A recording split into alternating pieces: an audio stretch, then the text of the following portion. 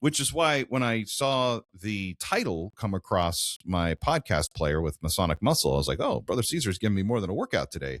He has got the ultimate clickbait title right here, Origins War. Like, what is this? Is this some new Avengers movie that I'm missing out on here?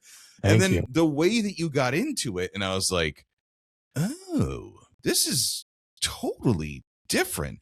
What excited me about the term war, I'm curious, when you came up with that, why did you choose the word war, and what were you hoping it to mean for the listener? Well, the war, because ideas compete. And when I began to research this, I began to see that these ideas were competing. It's one of them, who's going to be, there can only be one, the Highlander, but they compete.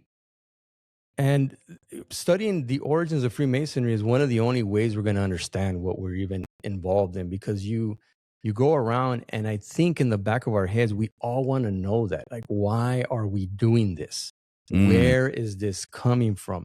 But, again, it's the competition of ideas. These ideas are competing, and all that kept coming up was, hey, here's another idea. Here's another theory. Here's another. It's like a battlefield. So it was the origin war. And there's more coming, brothers. These first 12 are just the first 12 that I'm delineating for you, because in 1877, Brother Mackenzie put these down in his Royal Masonic Encyclopedia. There's way more. And you guys will be interested. I think some of you guys will be very interested. But, you go into, it's not about, one is going to blow up all the other ones like in a real war, no. Right. But if you study the theory that it came from the Rosicrucians, all of a sudden Freemasonry takes on another aspect. If you study the theory that they came from the Knights Templars, all of a sudden Freemasonry takes on another, another aspect, like, and on and on and on and on. So these theories are competing, and these ideas are competing with one another on this battlefield that has been there for a long time.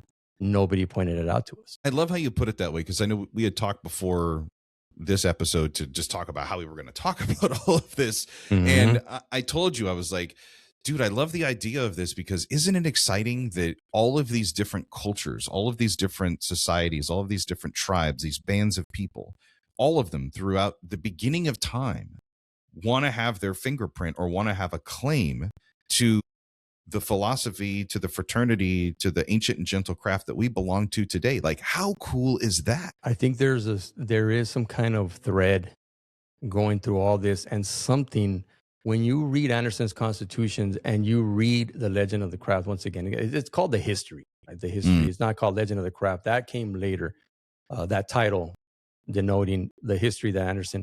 You begin to see that not only are they talking about some kind of builder craft, which it might be a metaphor. That might be a code for something. That might not be an actual building with stones and all that. That might be actual building of the mind.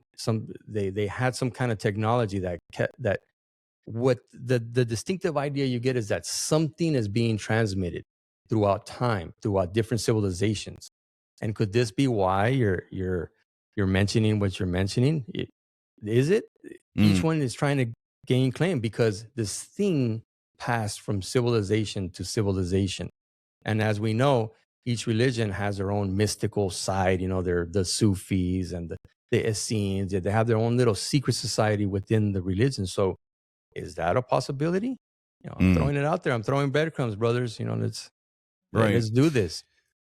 What I found interesting was going back in my mind to kind of the footsteps and trying to trace the origins of where this came from.